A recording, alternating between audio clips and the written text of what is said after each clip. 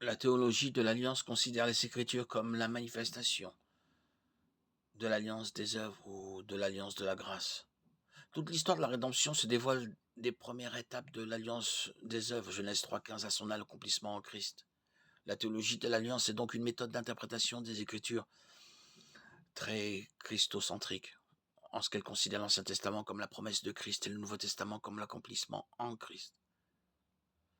Certains ont accusé la théologie de l'Alliance d'enseigner ce qu'on appelle la théologie du remplacement, l'idée selon laquelle l'Église remplacerait à présent Israël. Ce qui est totalement faux. Contrairement au dispensationalisme, la théologie de l'Alliance ne fait pas une distinction radicale entre Israël et l'Église. Israël est le peuple de Dieu dans l'Ancien Testament et l'Église composée de juifs et de non-juifs est le peuple de Dieu dans le Nouveau Testament. Ensemble, ils constituent un seul peuple, celui de Dieu. Éphésiens 2, 11, 20. L'Église ne remplace pas Israël. L'Église est Israël et Israël est l'Église. Galates 6, 16. Tous ceux qui pratiquent la même foi qu'Abraham font partie du peuple de l'Alliance de Dieu. Galates 3, 25, 29.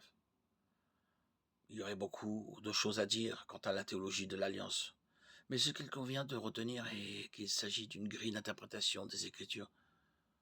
Ce n'est pas la seule, il y a beaucoup de différences entre la théologie de l'Alliance et le dispensationalisme qui peuvent parfois aboutir à des conclusions opposées sur certaines doctrines secondaires. Mais tous les deux adhèrent au fondement de la foi chrétienne.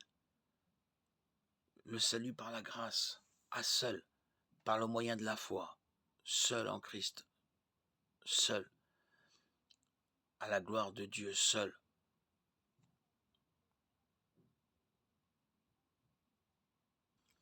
Soit toute la gloire.